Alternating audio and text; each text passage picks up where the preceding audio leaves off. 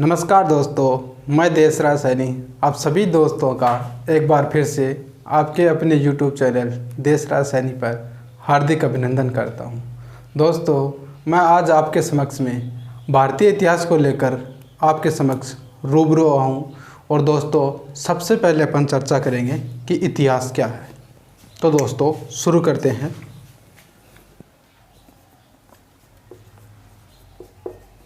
इतिहास कि इतिहास किसे कहते हैं दोस्तों? इतिहास दोस्तों यानी अतीत में दोस्तों घटित हुई घटनाओं का दोस्तों अगर अपन क्रमबद्ध रूप से अध्ययन करें और जिनके दोस्तों अपने पास क्या मौजूद हो, साक्ष्य मौजूद हो, वह घटना दोस्तों क्या कहलाती है? इतिहास कहलाती है। यानी अपन ने क्या देखा दोस्तों कि अतीत में घटित घटना जिनका दोस्तों अपन क्या करें, क्रमबद्ध रूप से अध्ययन करें। क्रमबद्ध रूप से दोस्तों क्या करें, अध्ययन करें। और अध्ययन करने के लिए दोस्तों अपने को क्या मौजूद हो, साक्ष्य, या साक्ष्य को दोस्तों अपन कह सकते हैं क्या मौजूद हो दोस्तों, स्रोत मौजूद हो। वही घटना दोस्तों क्या कहलाती है? इतिहास कहलाती है।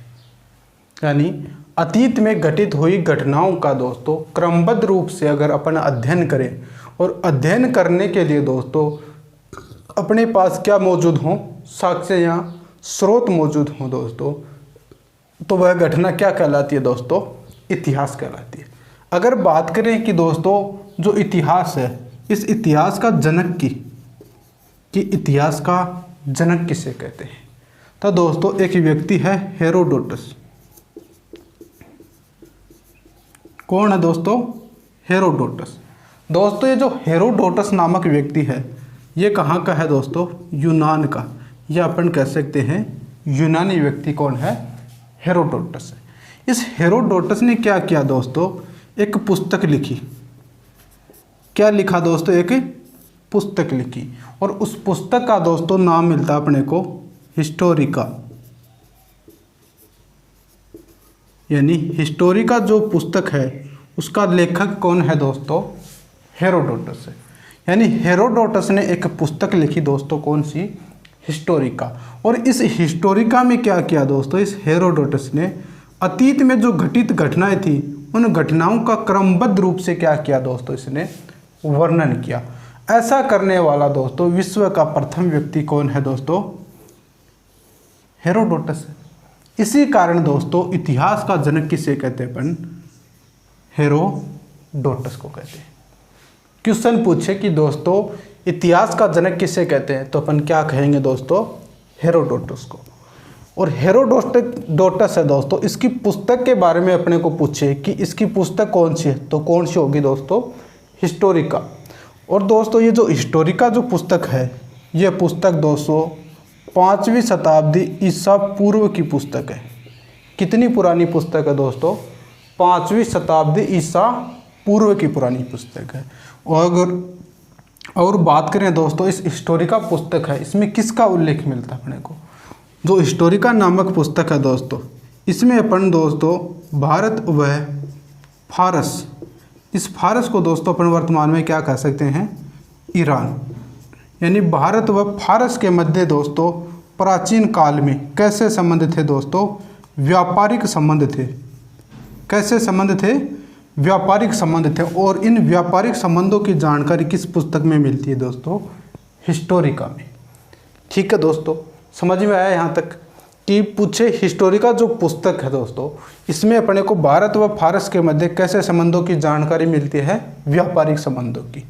ये जो पुस्तक है दोस्तों कितनी पुरानी है? 5वीं शताब्दी ईसा पूर्व है, पुरानी पुस्तक है दोस्तों। अगर दोस्तों क्वेश्चन पूछे अपने कि भारत का इतिहास का जनक किसे कहते हैं, तो दोस्तों अपन कहेंगे कि भारत का इतिहास का जनक महर्षि कृष्ण द्वैपायन वेद व्यास जी को भारतीय इतिहास का क्या कहते हैं दोस्तों? जनक कहते हैं। अगर क्वेश्चन करें दोस्तों अपने से कि राजस्थान का इतिहास का जनक किसे कहते हैं, तो दोस्तों अपन कहेंगे कि कि राजस्थान का इतिहास का जनक कर्नल जेम्स टोड को कहते हैं। किसे कहते हैं दोस्तों? राजस्थान के इतिहास का जनक कर्नल जेम्स टोड को। भारत का इतिहास का जनक किसे कहते हैं दोस्तों? वेद व्यास को। और इतिहास का जनक किसे कहते हैं दोस्तों? हेरोडोटस को कहते हैं। और हेरोडोटस की दोस्तों जो पुस्तक है वो कौन सी है? हिस्टोरिका, जिसमें अपने को दोस्तों भारत और फारस या ईरान के मध्य व्यापारिक संबंधों की क्या मिलती है दोस्तों? जानकारी मिलती है। अभी देखो दोस्तों, अपन ने बात की कि इतिहास में अतीत में घटित हुई घटनाओं का क्रमबद्ध रूप से क्या करना? अध्ययन करना, जिनके क्या हो दोस्तों अपने पास साक्ष्य या स्रोत मौजूद हों, वही क्या कहलाता है दोस्तों? इतिहास कहलाते हैं। लेकिन ये साक्ष्य या स्रोत क्या होते हैं, इसके बारे में दोस्तों अपन चर्चा करते हैं। एक बार दोस्तों मैं इसे साफ करता हूँ। क्वेश्चन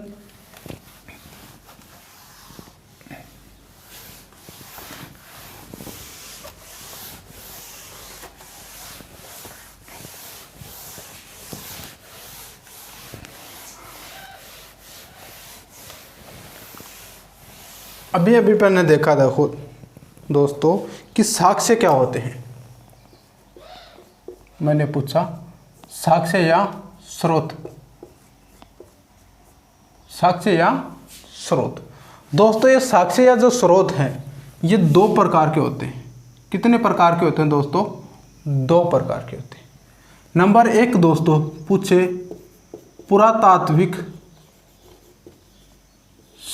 पुरातात्विक स्रोत। दूसरा जो साक्ष्य या स्रोत का प्रकार होता है दोस्तों उसे कहते हैं अपन साहित्यिक स्रोत। पुरातात्विक स्रोत और साहित्यिक स्रोत। ये जो साहित्यिक स्रोत है दोस्तों ये भी आगे चलकर दो भागों में विभाजित हो जाता है। नंबर एक धार्मिक साहित्य और नंबर दो गैर धार्मिक साहित्य। यानी पुरातात्विक स्रोत जो स्रोत हैं दोस्तों वो कितने प्रकार के हैं? दो प्रकार के। नंबर एक पुरातात्विक स्रोत, नंबर दो साहित्यिक स्रोत। जो साहित्यिक स्रोत है दोस्तों वो भी कितने प्रकार के हैं? दो प्रकार के। नंबर एक धार्मिक साहित्य, नंबर दो गैर धार्मिक साहित्य। दोस्तों सबसे पहले दोस्तों अपन चर्चा करेंगे पुरातात्विक स्रोतों की। ये जो पुरातात्विक स्रोत हैं दोस्तों इनमें अपन किस किस को सम्मिलित करते हैं? तो दोस्तों पुरातात्विक साहित्य में अपन सबसे पहले सम्मिलित करते हैं अभिलेखों को। किसे सम्मिलित करते हैं दोस्तों? अभिलेखों को या अभिलेख को। ये जो अभिलेख है दोस्तों ये क्या होता है? यानी किसी भी कठोर सतह पर उत्कीर्ण लेख ही दोस्तों क्या कहलाता है? अभिलेख कहलाता है। यानी किसी भी कठोर सतह पर उत्कीर्ण लेख ही दोस्तों क्या कहलाता है? अभिलेख कहलाता है। अगर दोस्तों अपन बात करें अभिलेखों की कि जो अभिलेख है दोस्तों वो अभिलेख लिखने की प्रेरणा कहाँ से मिलती है अपने को? दोस्तों जो सबसे पहले अभिलेख जो लिखे हुए हैं वो माने जाते हैं दोस्तों, एक ईरान का शासक है दोस्तों डेरियस। कहाँ का शासक है दोस्तों? ईरान का शासक है डेरियस प्रथम। और इसी डेरियस प्रथम को दोस्तों अपन क्या कहते हैं? दारा प्रथम। सबसे पहले दोस्तों इस दारा प्रथम या डेरियस प्रथम ने दोस्तों अभिलेखों की क्या की थी? शुरुआत की थी। अगर बात करें दोस्तों अपन भारत की, कहाँ की दोस्तों? भारत की। और भारत में दोस्तों जो सबसे प्राचीन अभिलेख माने जाते हैं वो माने जाते हैं दोस्तों मौर्य सम्राट अशोक महान की। सबसे प्राचीन भारत में अभिलेख किसके माने जाते हैं दोस्तों? सम्राट अशोक की। जो अशोक है दोस्तों इस अशोक के अभिलेखों को दोस्तों सबसे पहले खोजने की जो जानकारी मिलती है वो मिलती है दोस्तों अपने को कब की?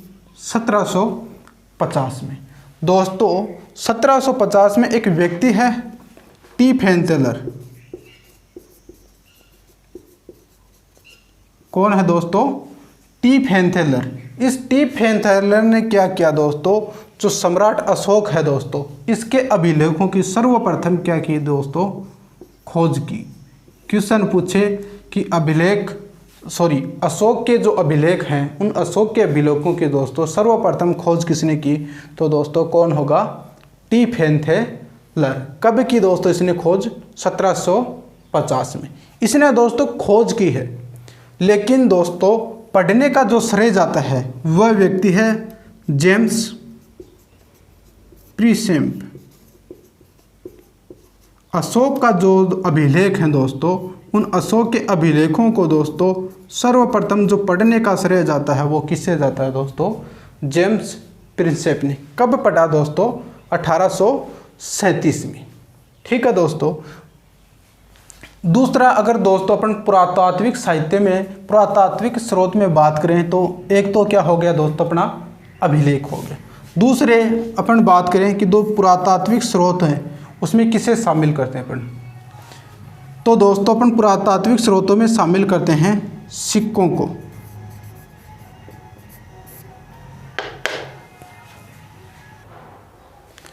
तो दोस्तों अपन ने देखा कि जो पुरातात्विक स्रोत हैं उसका जो एक तो देख ले, पुरातात्विक स्रोतों में किसे शामिल करते हैं दोस्तों, अभिलेखों को। दूसरा दोस्तों जो किसे शामिल करते हैं अपने को, अपन सिक्कों को। दोस्तों अगर सिक्कों की बात करें अपन, तो दोस्तों एक गुप्त वंश का शासक हुआ दोस्तों, कौन से वंश का दोस्तों, गुप्त वंश का शासक समुद्रगुप्त। गुप्त वंश का शासक कौन है दोस्तों, समुद्रगुप्त। इस समुद्रगुप्त का दोस्तों अपने को एक क्या मिला है, सिक्का मिला है। किसका दोस्तों, गुप्त वंश के शासक समुद्रगुप्त का। और दोस्तों ये जो सिक्का है, समुद्रगुप्त का जो सिक्का है दोस्तों, इस सिक्के के दोस्तों एक तरफ तो क्या लिखा हुआ है, संस्कृत भाषा में। कौन सी भाषा में दोस्तों, संस्कृत भाषा में समुद्रगुप्त लिखा हुआ है। सिक्के के एक तरफ तो दोस्तों संस्कृत भाषा में क्या लिखा हुआ है, समुद्रगुप्त लिखा हुआ है। और दूसरा जो भाग है सिक्के का, दूसरी जो तरफ है, उस दूसरी तरफ दोस्तों जो सिक्का है उस सिक्के के ऊपर समुद्रगुप्त है दोस्तों। इस समुद्रगुप्त को दोस्तों वीणा वादन करते हुए दर्शाया गया है। किसे दोस्तों, समुद्रगुप्त को वीणा वादन करते हुए दर्शाया गया है। और इस वीणा से दोस्तों अपने को जानकारी मिलती है कि जो भारत का प्राचीन वाद्य यंत्र है तो वो कौन सा है दोस्तों, वीणा है। यानी भारत का प्राचीन वाद्य यंत्र कौन सा हो गया दोस्तों, वीणा हो गया। अभी अभी देखो दोस्तों अपन ने अभिलेख और सिक्के दो स्रोतों की बात कर ली। कौन से स्रोत, पुरातात्विक स्रोत। इसके अलावा दोस्तों अपन बात करें पुरातात्विक स्रोतों में, अपन लेते हैं अगर स्मारक में दोस्तों अपन शामिल करते हैं जैसे दुर्ग हैं, जैसे महल हैं, किले हैं, पावड़ी हैं, मंदिर हैं दोस्तों। ये आदि जो हैं दोस्तों, ये सभी के सभी दोस्तों कौन से स्रोतों में शामिल हैं, पुरातात्विक स्रोतों में। इसके अलावा दोस्तों अपन बात करें इस पुरातात्विक स्रोतों में दोस्तों,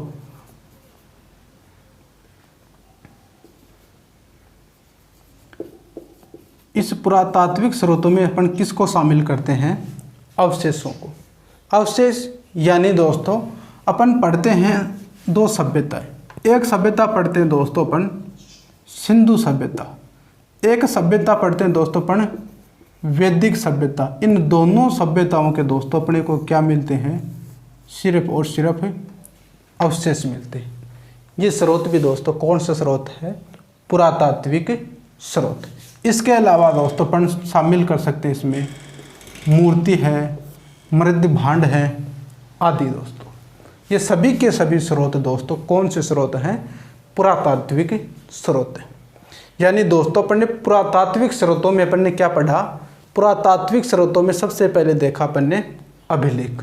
जो अभिलेख है दोस्तों, जो अभिलेख किसे कहते हैं दोस्तों, अभिलेख कहते हैं किसी भी कठोर सतह पर उत्कीर्ण लेख को ही क्या कहते हैं दोस्तों, अपन अभिलेख कहते हैं। और अभिलेखों की जो शुरुआत की थी दोस्तों सर्वप्रथम, वो किसने की है? ईरान का शासक डेरियस प्रथम या दारा प्रथम ने दोस्तों सर्वप्रथम अभिलेखों की क्या की दोस्तों? शुरुआत की। और भारत में सबसे प्राचीन जो अभिलेख माने जाते हैं दोस्तों, वो मौर्य वंश के शासक सम्राट अशोक के माने जाते हैं।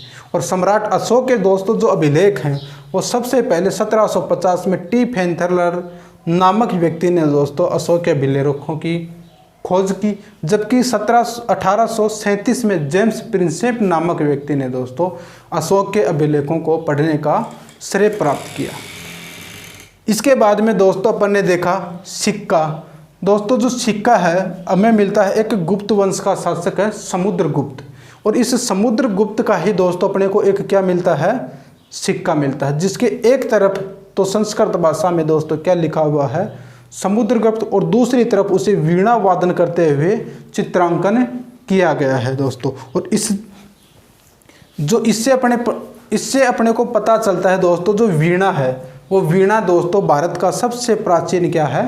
वाद्य यंत्र। इसके अलावा दोस्तों अपन पुरातात्विक स्रोतों में किसे शामिल करते हैं? स्मारकों को, मूर्तियों को, अवशेषों को। इसे भी क्या करते हैं दोस्तों अपन अभिलेखों में, इस पुरातात्विक स्रोतों में शामिल करते हैं। दोस्तों ये जो अभिलेख हैं इन अभिलेखों का ही प्रकार है दोस्तों शिलालेख। अभिलेखों का ही कौन सा प्रकार है? शिलालेख। अभिलेखों का ही प्रकार है दोस्तों प्रशस्ति। प्रशस्ति भी किसका प्रकार है? स्तंभ लेख, गुहा लेख, ताम्रपत्र लेख। ये सभी के सभी दोस्तों किसके प्रकार हैं? अभिलेखों के प्रकार हैं दोस्तों।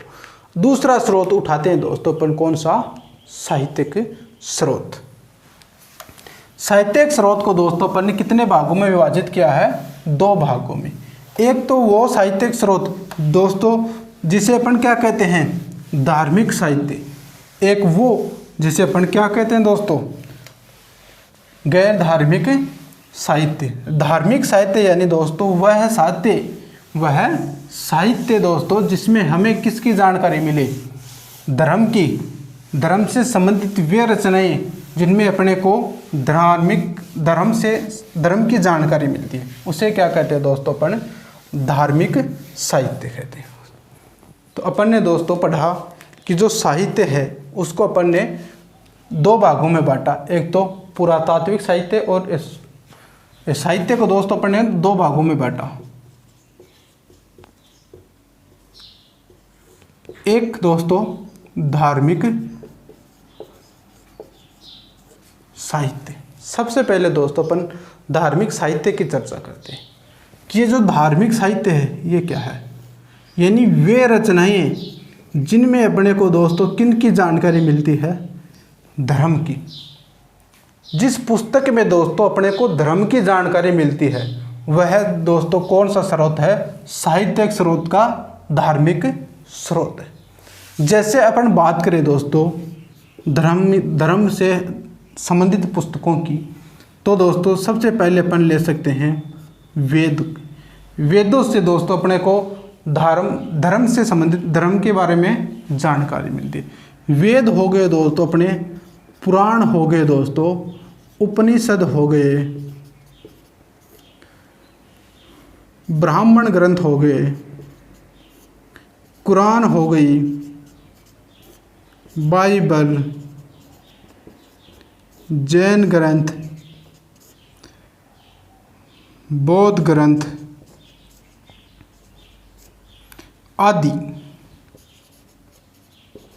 आदि वे रचनाएं जिनसे हमें किसकी जानकारी मिले दोस्तों? धर्म की जानकारी मिली। वे कौन से स्रोत हैं दोस्तों? धार्मिक साहित्य स्रोत है। दूसरी दोस्तों अपन बात करें गैर धार्मिक साहित्य की।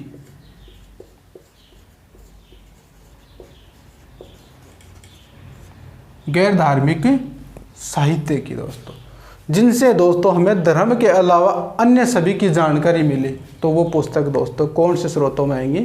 गैर धार्मिक स्रोतों में।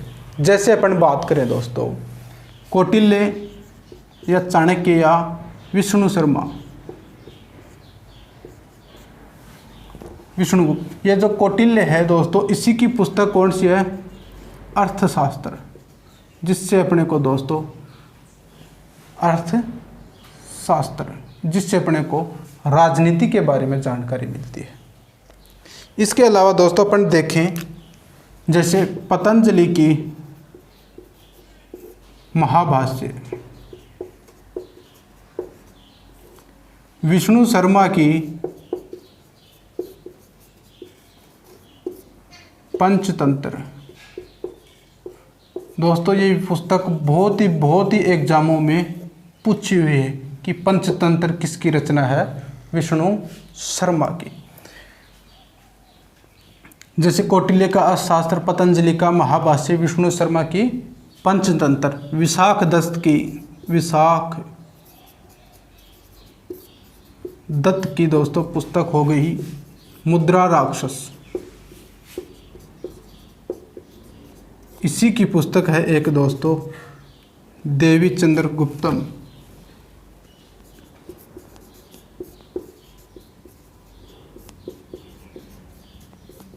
देवीचंद्र गुप्तम। इसके अलावा दोस्तों अपन देखें तो मेगास्थनीज की इंडिका, मेगास्थनीज की इंडिका, फाहियान,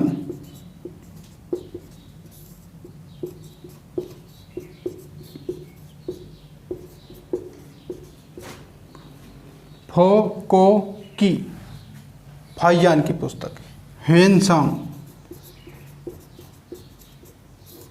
की पुस्तक, सी यू की, इब्न बतूता,